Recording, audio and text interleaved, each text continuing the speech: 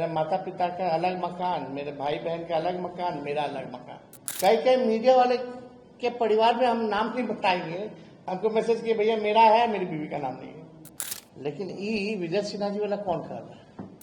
और वही कारण आप पूछ रहे कि भाई मेरा 2 ईपीआईसी नंबर कैसे बदल गया। कोई बुजुर्ग लोगों से भी पूछेगा जो पॉलिटिकल हो या मीडिया में हो, आज तक इलेक्शन कमीशन का ऐसा रवैया नहीं रहा। नेता प्रतिपक्ष तेजस्वी यादव को निर्वाचन पदाधिकारी यानी पटना के एसडीएम के द्वारा नोटिस भेजा गया था और 8 तारीख तक उनको जवाब मांगा गया था कि आपके पास 2 वोटर आईडी कार्ड कैसे, आप ईपिक नंबर को कैसे आप झुठला सकते हैं। उसको लेके एसडीएम ने उनको एक नोटिस भेजा था। उसको लेके नेता प्रतिपक्ष तेजस्वी यादव वो अपना नोटिस का जवाब भेज चुके हैं और जो उनका वोटर आईडी कार्ड था उसका प्रतिलिपि भी उन्होंने चुनाव आयोग यानी पटना एसडीएम को भेज दिया। क्या कुछ कर रहे हैं नेता प्रतिपक्ष तेजस्वी यादव, हम आपको वो बयान सुना रहे हैं। अब तो हम देखेंगे ना विजय सिन्हा पे क्या कार्रवाई होती है। अगर कार्रवाई नहीं हुई तो समझिए विजय सिन्हा गलती है या तो इलेक्शन कमीशन की गलती है, यही दो गलती हो सकता है। और मेरा ट्रायल लिया जाता है, हमको जेल भेजने की बात की जाती है। बल्कि मेरा ईपीआईसी नंबर एक बार निरस्त दिखा रहा था ऑनलाइन, एक साथ 2 बार कभी दिखाया है और एक ही विधानसभा में नाम है। और वही कारण आप पूछ रहे कि भाई मेरा 2 ईपीआईसी नंबर कैसे बदल गया एट अ टाइम। खुद आप प्रोवाइड करने वाले हो, आप बताओ कैसे बदला।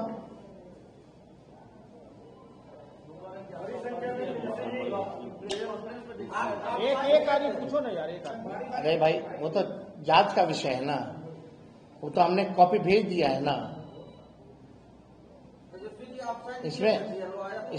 इसमें बेकार की बातें क्यों, मतलब कोई क्या बोल देगा फर्जी, ऐसे फर्जी हो गया, कैसे प्रोवाइड करेगा। हम बेवकूफ है कि फर्जी लेकर के बैठेंगे।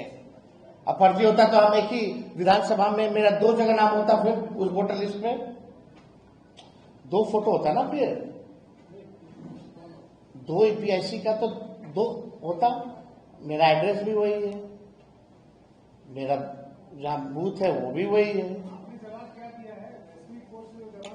वो भेजा गया है ना, वो मांगे हम दे दिए। उन्होंने मेरा वोटर आईडी मांगा, हमने वोटर आईडी दे दिया कॉपी। लीजिए भाई चेक कर लीजिए और हमको भी बता दीजिए कि भाई ईपीआईसी नंबर कैसे बदला। लेकिन बात हमारी नहीं है, बात जो है विजय सिन्हा जैसे कितने लोगों का होगा। और तो हम सवाल ही पूछे ना भाई, डेप्यूटी चीफ मिनिस्टर बिहार का है भाई, कोई मजाक है। और उसमें भी उम्र अलग अलग, 2 विधानसभा अलग अलग और ईपीआईसी दोनों। 1 मिनट, ईपीआईसी भी 2 अलग अलग और दोनों दिखा भी रहा ऑनलाइन, और वोटर लिस्ट जो एनरोलमेंट जो नया ड्राफ्ट उसमें भी दिखा रहा है।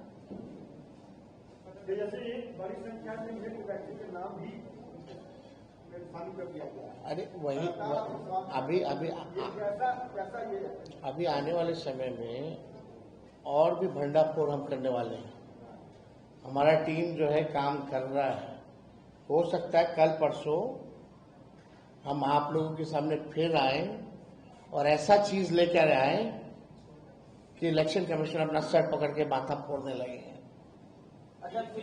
लेकिन मीडिया के लोगों से खास गुजारिश है, आप लोग मेन स्ट्रीम मीडिया हो, कोई चैनल जाकर के ऑपरेशन कर रहा दिखा रहा है, सारा काम क्या अपोजिशन की जिम्मेवारी है, क्या मीडिया की जिम्मेवारी नहीं है।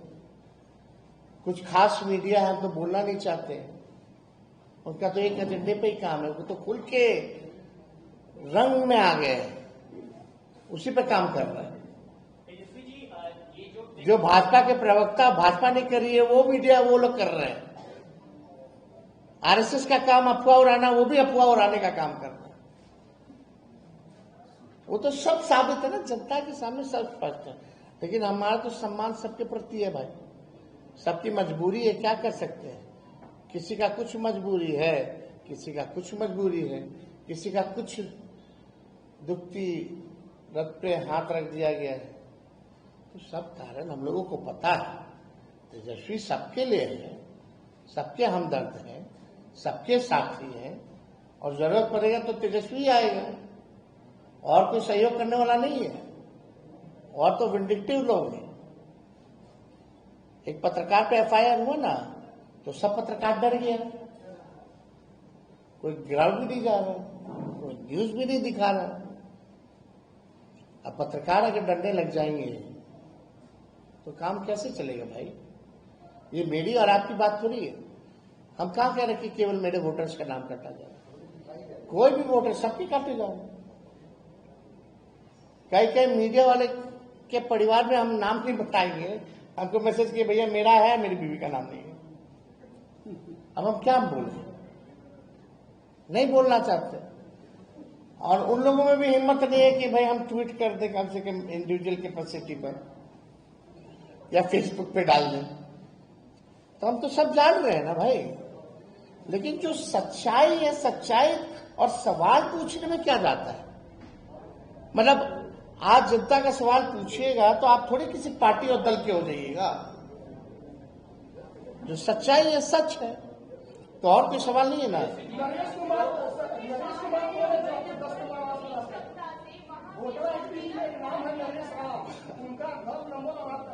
देखिए, चुनाव आयोग का एक गाइडलाइन है, पूरे परिवार का एक लिस्ट एक साथ होना चाहिए, है ना। जो मेरा जो लिस्ट जो वोटर है, मेरे भाई भी हैं, बहनें भी हैं, माता पिता भी हैं, तो एक साथ होना चाहिए। मेरे माता पिता का अलग मकान, मेरे भाई बहन का अलग मकान, मेरा अलग मकान, और हम जो है किसी और के साथ है।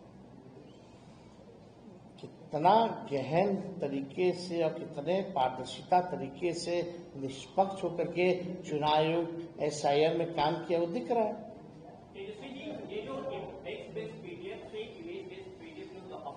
So it is more difficult to search. वो हमने एनडीटीवी पे कल ही उसको रिपोर्ट किया है, और अभी जो इसका आपने टेक्स्ट पढ़ा है वो भी फेसबुक पोस्ट से मिलता जुलता है। मैं इस बात समझना चाह रहा हूँ कि आप लोगों को इस बात का भी डाउट है कि क्या ड्राफ्ट रोल में कुछ नाम भी बदले गए हैं? क्या आप लोगों को इस बात की भी आशंका है? तो हर चीज छुपाया जा रहा है ना। हमको आशंका का, हम तो विश्वास के साथ कह रहे हैं कि जो बीजेपी कह रही है वो इलेक्शन कमीशन कर रहा है। अब आयोग जो है गोदी आयोग बन करके रह गई है। और I have never seen, even हम तो बहुत छोटे हैं, कोई बुजुर्ग लोगों से भी पूछिएगा जो पॉलिटिकल हो या मीडिया में हो, आज तक इलेक्शन कमीशन का ऐसा रवैया नहीं रहा। आपके बसे केवल आपके बसे पर आपने जवाब तो दे दिया, क्या कुछ इस तरह की साजिश की कोई स्टेप बड़ा अरे भाई हम गलत करेंगे, हमको डर नहीं लगेगा कि भाई गलती है और तुम पकड़ेगा।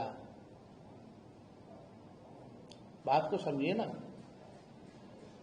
हम ही ना बताएं कि कोई ढूंढ के लाया, बतवा तो हम ही ना अपने से कहें। लेकिन विजय सिन्हा जी वाला कौन कर रहा है?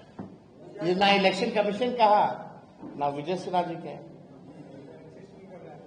हर चीज एग्जिस्ट है। मेरा तो एग्जिस्ट भी नहीं कर रहा था, वो तो दूसरा ईपीआईसी था, वो क्यों हुआ वही कारण, और तो वैसा कोई बात ही नहीं है। अब कुछ शिकायत थोड़ी है। लेकिन आप देखिए कि मीडिया में पहले ट्रायल चल रहा है मेरा, अब दिल्ली में स्टूडियो में बैठ करके आपको जेलें भेज देता है सब। तो जेल जाने से हम लोग थोड़ी डरते हैं। लालू जी कहते हैं कि जेल हमारा गुरुद्वारा है, हम लोग थोड़ी डरने वाले। बहुत बहुत धन्यवाद।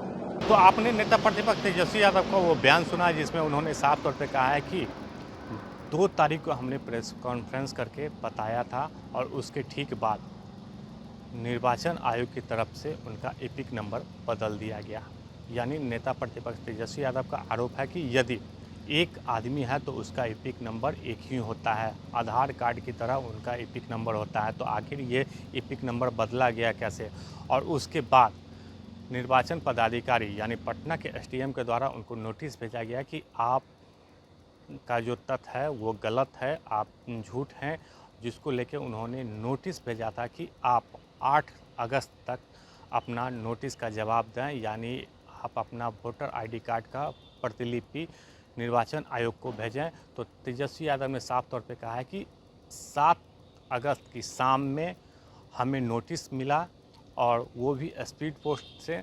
और 8 अगस्त को हमने नोटिस उनको स्पीड पोस्ट से भेज दिया है, लेकिन अब तेजस्वी यादव ने सवाल खड़ा कर दिया है कि यानी हमने तो जवाब मांगा, हमसे जवाब मांगा गया तो हमने जवाब स्पीड पोस्ट से भेज दिया गया, लेकिन उसके ठीक बाद फिर तीसरी नोटिस आती है।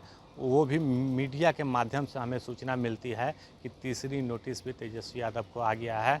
तो क्या निर्वाचन पदाधिकारी हमें नोटिस नहीं देके मीडिया को कैसे दे रहे हैं, ये सवाल उन्होंने खड़ा कर दिया है। क्या आलोक कुमार, 10वीं पटना।